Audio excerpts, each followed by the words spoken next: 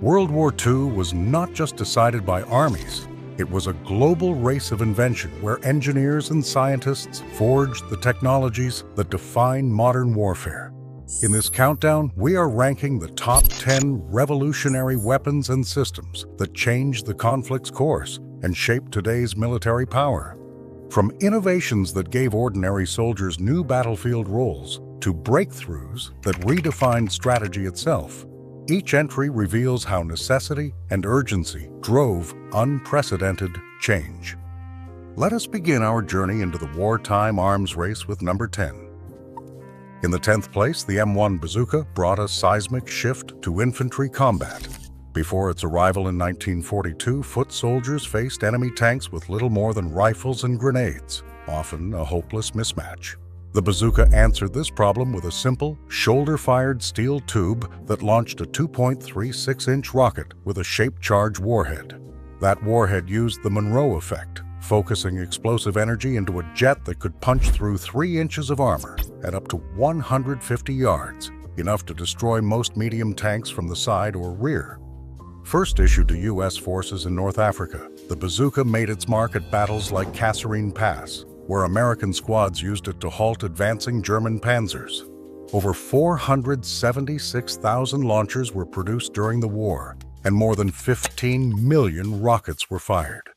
Though its impact was tactical, empowering small units rather than shifting grand strategy, the bazooka's concept endured. The shaped charge rocket became the foundation for post-war anti-tank guided missiles and remains a core element of infantry arsenals worldwide. The bazooka's legacy is the transformation of the ordinary soldier into a credible threat against armor, a revolution that persists on battlefields to this day. Number 9. The MG-42 machine gun brought a new dimension to infantry, suppressive firepower on the battlefields of World War II. German designers at Rheinmetall faced the challenge of delivering overwhelming suppressive fire from a weapon that could be mass-produced quickly and maintained easily in the field. The result was a 7.92 by 57 millimeter general-purpose machine gun with a stamped steel receiver, firing at a blistering rate of 1,200 rounds per minute, twice as fast as most Allied counterparts. Its quick-change barrel system allowed crews to swap overheated barrels in under 5 seconds, keeping up sustained fire that earned the MG-42 its infamous buzzsaw reputation among Allied troops. At Bastogne, German defenders used the MG-42 to pin down advancing American forces, delaying the relief of the besieged town by 2 days. Weighing just 11.6 kilograms, the MG-42 proved both portable and deadly, with over 400,000 units produced by war's end. Its influence endures in the design of modern machine guns, where high rates of fire and rapid barrel replacement remain essential features. The MG-42 redefined what a squad-level weapon could accomplish, setting a new standard for battlefield suppression and industrial efficiency. 8th place, the T-34 medium tank stands as a testament to wartime innovation and industrial resolve. When the Soviet Union faced the Wehrmacht's mechanized onslaught in 1941, it needed a tank that could survive direct hits, move swiftly across broken terrain, and be built in massive numbers. The T-34 answered with its 45-degree sloped armor, turning 45 millimeters of steel into the equivalent of 90 millimeters, deflecting shells that would have penetrated vertical plates. Powered by a 500-horsepower Vi-2 diesel engine, it reached speeds up to 53 kilometers per hour, while the Christie suspension enabled rapid advances over mud and snow. Armed with a 76mm F-34 gun, the T-34 could destroy enemy armor at range. At the Battle of Kursk, over 5,400 T-34s clashed with German Tigers and Panthers, their sheer numbers and maneuverability overwhelming the opposition. Nearly 35,000 T-34s, armed with the 76mm gun, rolled off Soviet assembly lines during the war, each one a product of simplified, scalable manufacturing.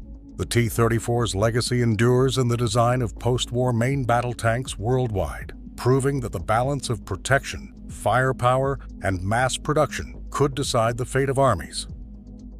Number 7. Aircraft carrier air power marked a turning point in naval warfare, shifting the balance from battleships to floating airfields. Before World War II, sea battles hinged on heavy guns and armor, but the vulnerability of ships to air attack demanded a new approach. American and British engineers developed carriers like the USS Enterprise and Yorktown, displacing around 27,000 tons, reaching speeds of 33 knots, and able to launch or recover up to 90 aircraft using catapults and arresting wires. These innovations enabled entire air wings to strike targets hundreds of miles away and return safely to their moving base. The Battle of Midway in June 1942 put this doctrine to the test. In a matter of hours, carrier-based dive bombers from Enterprise and Yorktown sank 4 Japanese carriers, halting Japan's expansion in the Pacific and proving air power could decide the fate of fleets. By war's end, U.S. carriers had launched over 350,000 sorties and delivered more than 12,000 tons of bombs. The Carrier Strike Group became the backbone of post-war naval power, setting the stage for missile-era standoff warfare and making the aircraft carrier the centerpiece of global maritime strategy. Number 6. The V-1 flying bomb marked a chilling new chapter in warfare. It was a weapon designed to strike cities without risking a pilot or a direct confrontation. Developed by Germany in 1944, the V-1 was the world's first mass-produced cruise missile, powered by a pulse jet engine that gave it a distinct, droning sound as it crossed the English Channel. At 8.3 meters long and weighing over 2 tons, it carried an 850-kilogram high explosive warhead, traveling at 640 kilometers per hour for up to 250 kilometers. Its simple gyroscopic autopilot kept it on course, while a primitive air vane cut the engine at a preset distance, sending the missile into its final dive. Launched from inclined ramps in occupied Europe, nearly 9,000 V-1s were fired at London alone, beginning on June 13, 1944. The campaign killed more than 2,300 civilians and injured thousands, sowing fear and chaos far beyond the physical damage. The Allies scrambled to respond, deploying radar-guided anti-aircraft guns, fighter patrols, and barrage balloons, eventually intercepting the majority of incoming bombs. Yet the V-1's legacy endures. It proved the concept of the autonomous standoff weapon, laying the groundwork for modern cruise missiles and forcing a revolution in air defense, where speed, detection, and interception became a race against machines. Number 5. The V-2 rocket marked the dawn of the ballistic missile age. Conceived at Peenemünde under Wernher von Braun, the V-2 was designed to bypass Allied air defenses and deliver a devastating blow at supersonic speeds, with no warning and no interception possible. Standing 14 meters tall and weighing over 12 tons at launch, the V-2 used a liquid-fueled engine burning ethanol and liquid oxygen to generate 25 tons of thrust, propelling a 1-ton warhead along a high, arcing ballistic path. Its inertial guidance system steered it to targets up to 320 kilometers away, reaching Mach 5 before impact. First fired in anger on September 8, 1944, the V-2 struck Antwerp and London, causing thousands of casualties and widespread terror. Nearly 3,000 rockets were launched before war's end, but the weapon's inaccuracy and enormous cost limited its strategic effect. Yet the V-2's legacy is profound. Its technology laid the foundation for Cold War missile arsenals and the space race, as post-war powers raced to harness the knowledge that began with Peenemunde's rocket trails. Number 4. Radar systems, specifically Britain's chain home network, marked a decisive leap from weapons to sensors in the technological race of World War II. Facing relentless Luftwaffe raids, the United Kingdom needed a way to see beyond the horizon and gain precious minutes to scramble its fighters. At Bodsey Research Station, British engineers developed a pulse echo system broadcasting 3 microsecond bursts at 20 megahertz, with each station's 350 kilowatt transmitter able to detect aircraft up to 120 miles away.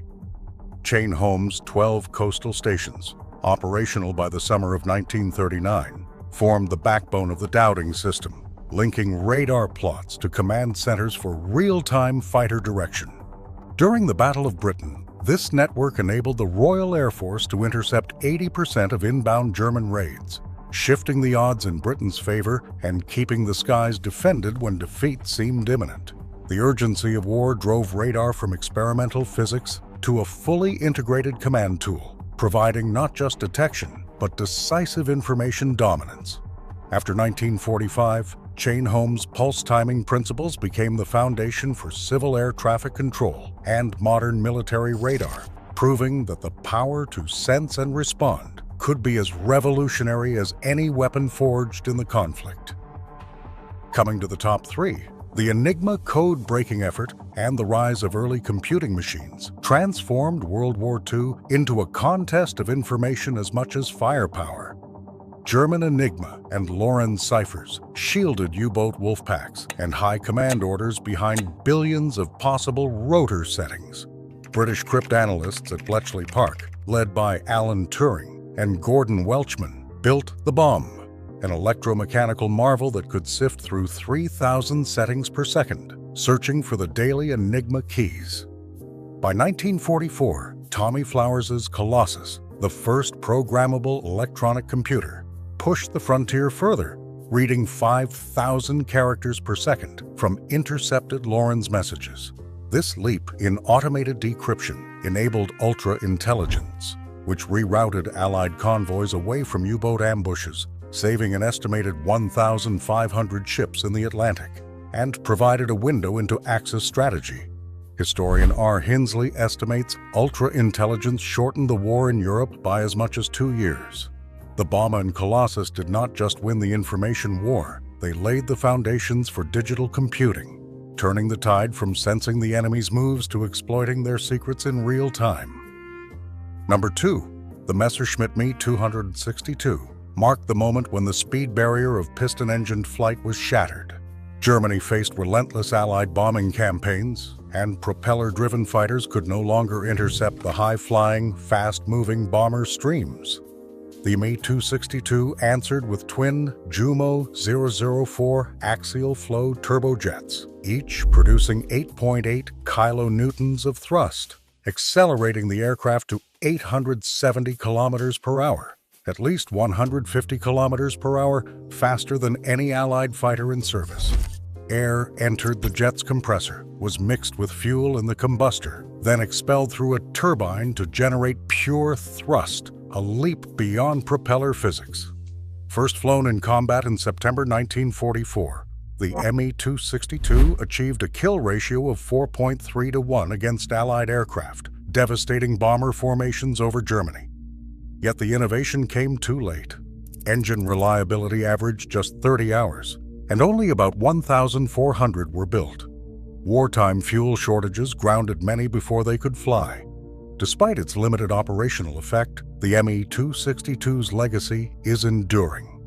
It launched the jet age, influencing every post-war fighter design and proving that the future of air power would be written in turbine speed, not piston revolutions. And finally, in first place, the atomic bomb represents the ultimate escalation of World War II's technological race. Developed in secrecy under the Manhattan Project, American scientists engineered two types of fission weapons, the uranium-based Little Boy, detonated over Hiroshima on August 6, 1945, and the plutonium implosion device Fat Man, dropped on Nagasaki 3 days later. Little Boy yielded about 15 kilotons of TNT, while Fat Man reached 21 kilotons. The nuclear chain reaction unleashed energy and devastation on a scale never before seen. An estimated 210,000 people died as a result of the two attacks. The bombings forced Japan's surrender, ending the war and inaugurating the nuclear age. The atomic bomb's legacy is a world shaped by the logic of deterrence, where the threat of annihilation became the foundation of global strategy. Its shadow endures, a sobering reminder of the existential risks born from the wartime pursuit of ultimate power. Across all 10 breakthroughs, one pattern is unmistakable. In total war, necessity forces innovation at a staggering pace. The weapons forged under World War II's pressure didn't just win battles, they redefined the very nature of conflict. That legacy shapes every military decision made today.